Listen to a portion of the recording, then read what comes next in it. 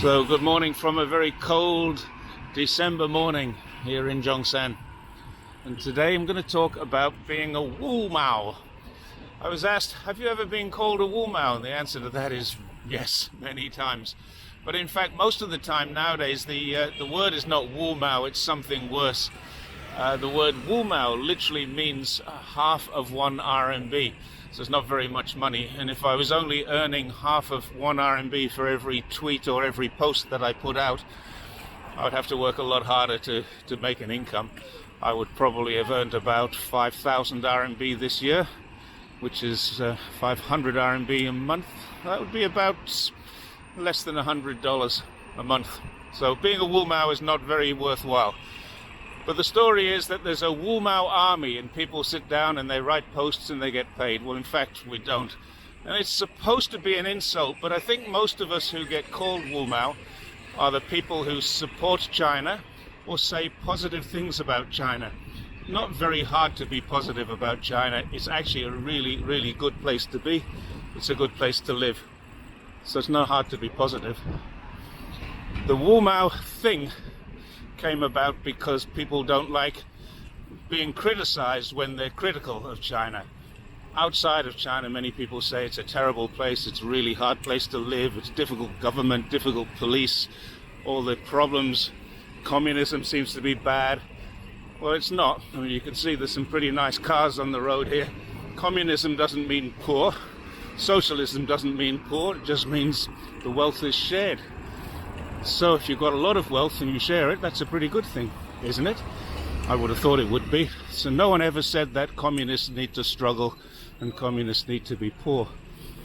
So being a Wumao doesn't get you a lot of money, and it should be an insult, but in fact it's not a bad thing. So we don't get insulted by it. No one who gets called a Wumao gets insulted. You wear it like a badge of honor. The other thing we get called is a bot, a shill. People talk about the CCP or the CPC, whichever way you prefer. One is right and one is not. The CPC is the way they call it themselves. Obviously, translation gives it a different way. If you're getting called names like that, it's because people don't believe you. My point of view is this. I've been in Xinjiang. I've spent a long time in China. I understand a little bit about China and the Chinese people, but never an expert on it. Understanding a little is not enough. You need to understand a lot, and very few people do. The people who live outside of China certainly do not. If you haven't been to China, then please don't criticize the place. Go and have a look. Don't be afraid of them. It's not authoritarian, it's not totalitarian, it's not difficult to live here. It's difficult to ride a bike here sometimes, but it's not difficult to live here.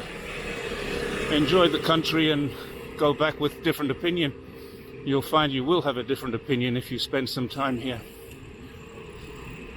The other thing is, when you're being called a Wumao, when you're being called a shill, it's because people don't have a counter argument. It's easy to say, look at all the terrible things that happen. And then when I say to those people, prove it, they show me articles written by people who've also never been to China.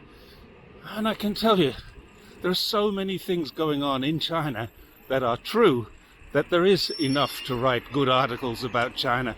There's also enough to write bad articles about China. There's a lot of things which are not perfect here.